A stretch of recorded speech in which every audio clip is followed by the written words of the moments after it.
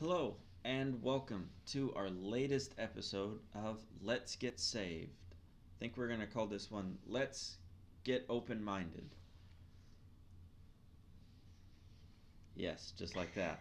Um, one of the things that I've come to appreciate so much about being in a UCC, that's United Church of Christ, church, is they have this statement that they're open and affirming. But today, I want to concentrate on what the word open means, especially in the context of maybe not only our particular church, but how important having this concept of openness is as a Christian, especially as a progressive Christian. So this concept of openness, which is a very big part of the UCC and what they believe, um, it's very simple. That if someone is different, if they believe differently or think differently about maybe how to read the Bible or interpretations in the Bible are, or you know, even if they believe something completely different than you, the idea is it's still a place to be, and it's still good to be there. Um, And if I may interrupt, yes. when they say that they're open, it's because lots of churches say that they're open, but then they don't let certain people um, serve on council, or they don't let certain people get married in the church, or they don't let certain people lead classes.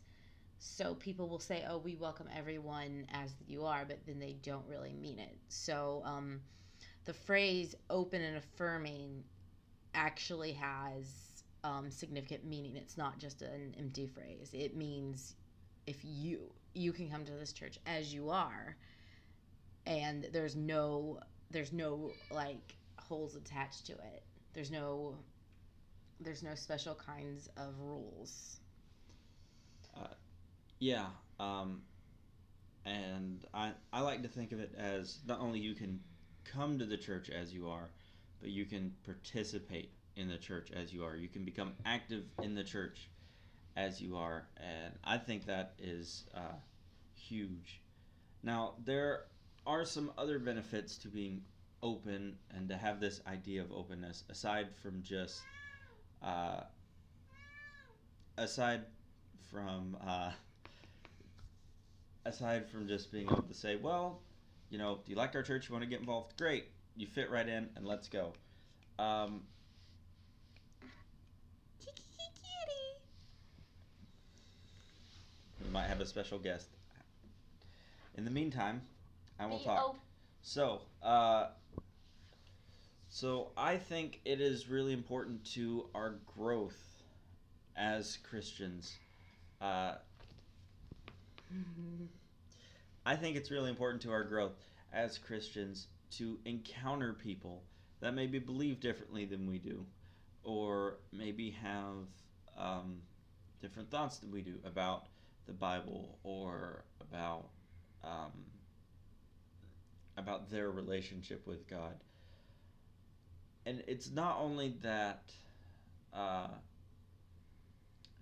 that they might have something to share with us about themselves, but it might help us understand a little more about ourselves as well.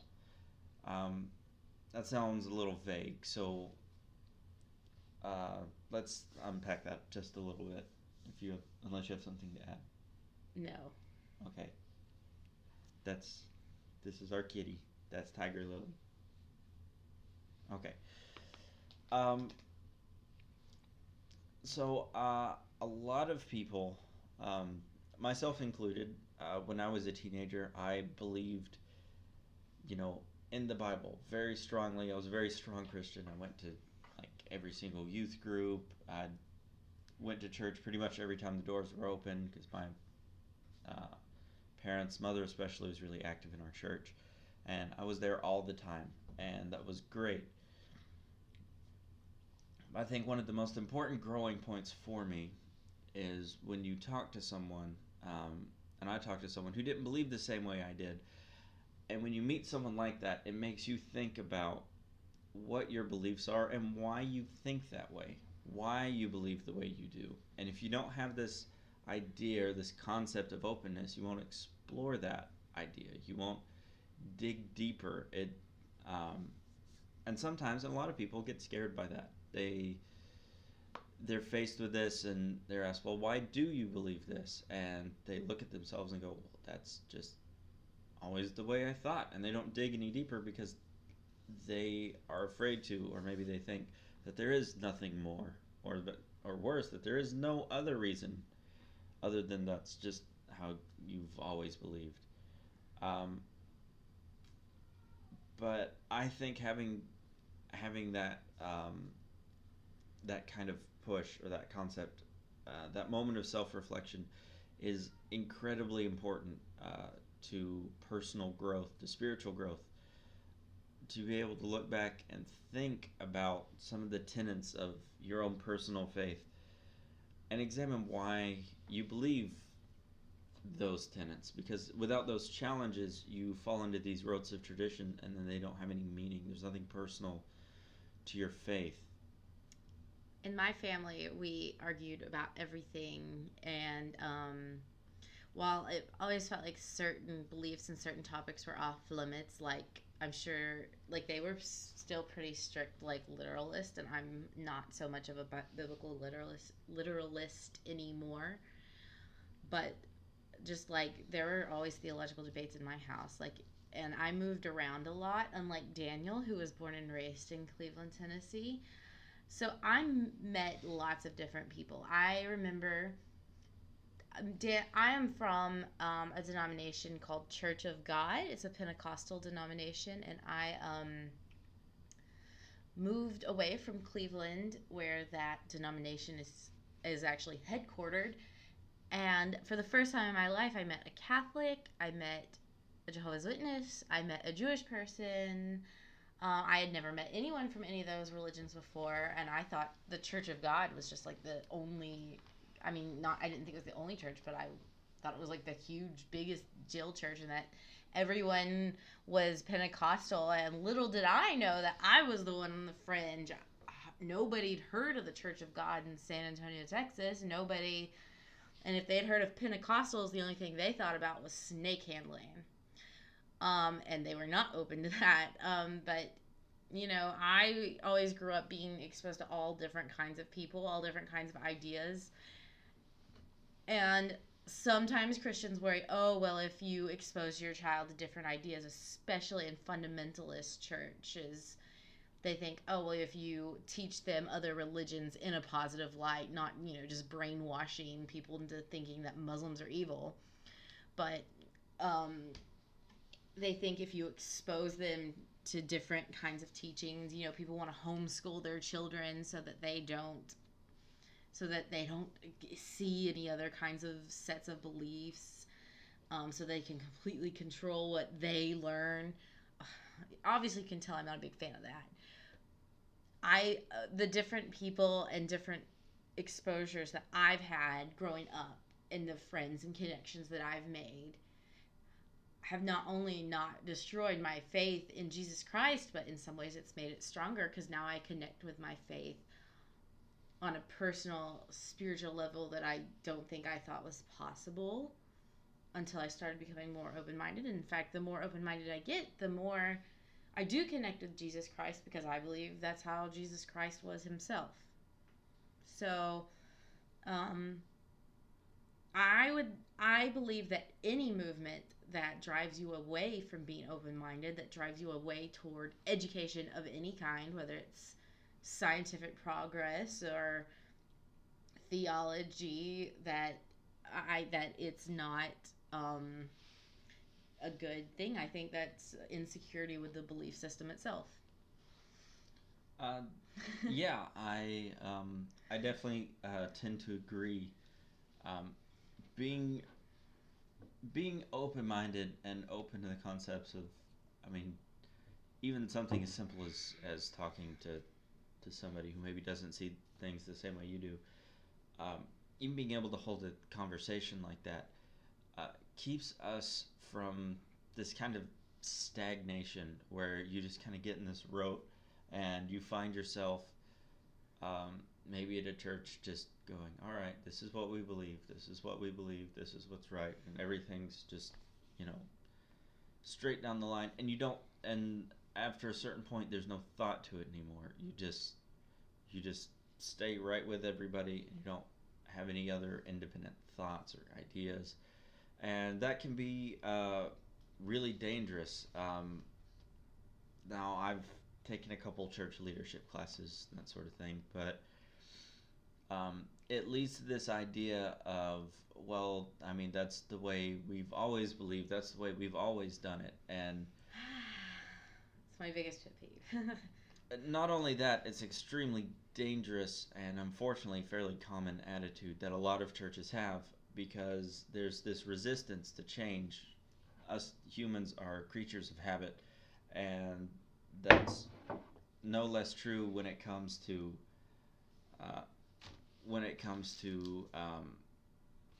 religion, church matters. It's the same thing. They like this idea of habit, but being exposed to different groups of people, new people in general, new things in general.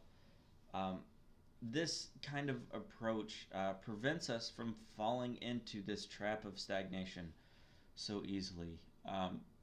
Being a Christian, it's complicated and it can be daunting at times. And what it really requires of us, it really requires not only our faith but our mind as well. It requires more than just blind faith. Now, sometimes that sort of faith is necessary, but you can't go just on blind faith, because I think this is somewhere in the Bible about the blind leading the blind. At some point, somebody's got to know where this thing's going, and there's something really important about using your mind and being able to think things through and consider opinions. There's something really important about that, and it really helps you dig deeper into your faith. A lot of people, when they experience doubt, for instance, thinks that means their faith is weak and they start to shy away from it. C.S. Lewis said something, kind of paraphrasing here, but he said, doubt does not indicate the absence of faith, but it indicates that our faith is seeking a deeper meaning. And that's what we crave. We crave this kind of understanding, and we crave being able to dig deeper into our faith, and up to a certain point, and it's even valuable to learn about other people's faith as well. What I would encourage most people to do, that if you know someone who has a different faith than you, whether they're Muslim, Jewish, agnostic, Wicca, or any other belief system, spend some time talking to them. And the time you'd spend talking to them, I don't mean like with an agenda, as in, I'm going to save this person. This is me trying to save this person. Let's have a talk. Not that. What you should do is spend some time actually just talking to them, and more importantly, listening to them. If you go in with an agenda, you're going to spend most of your time thinking about counter arguments or thinking about other things, and you have the intention of like trying to debate or convert or proselytize or whatever your intentions are. But that's not the mindset you need to have. The mindset that what I want you to practice is to listen, to consider what they have to say, to actually hear what they're saying and what their beliefs are about.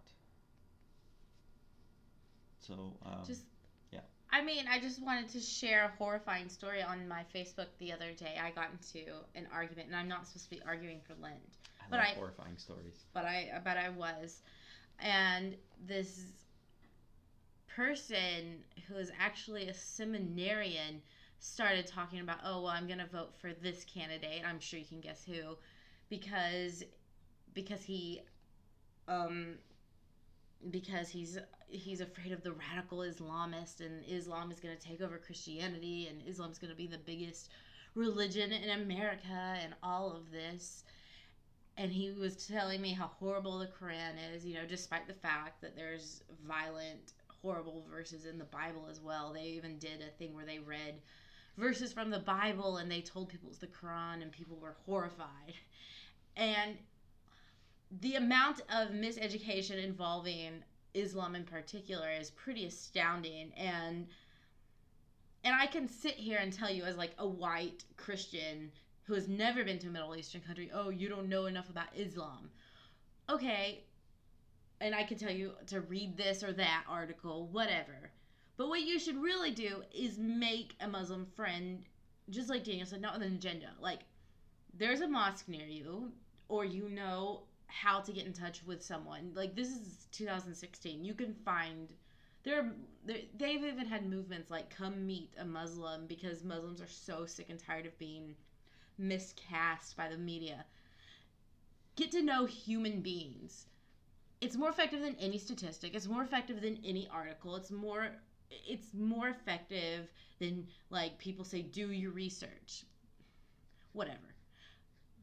Get to know a human being. God put that person on this planet. You can't argue with that. You can't deny that. God didn't put you on this planet just to convert that person. Or maybe he did. I don't know. But you'll never know if you don't talk to them. If you see every new religion, every new thing with trepidation. Embrace what God has created. Embrace the creations of this earth. Embrace the people of this earth. And this may seem idealistic, but try to give people the benefit of the doubt. That's all. I definitely think that's worth considering, and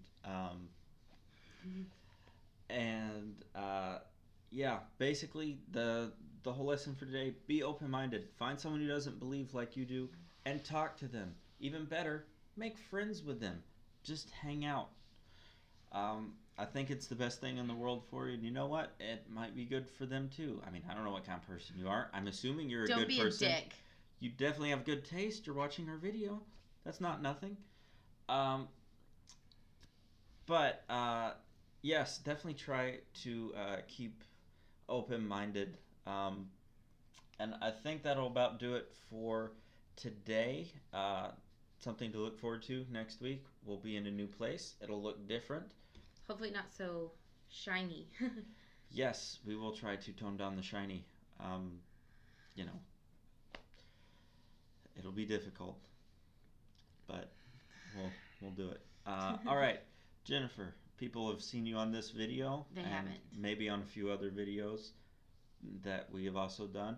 Where else can they find your work or find you and on social media or anywhere? I'm pretty easy to find. You can just Google Jennifer C. Martin. Just Jennifer C. Martin. I'm so sorry. No, Boom. You can find That's me. My Twitter handle is at @notreallyjcm. I can't believe I just said that. One day you'll just be able to go, you know what? Google Jennifer. No. Be the second one. No. Right under the Wikipedia entry for Jennifer. Then Jennifer Lawrence. Yep, that's how it's going to go. All right, well, we will see you next week.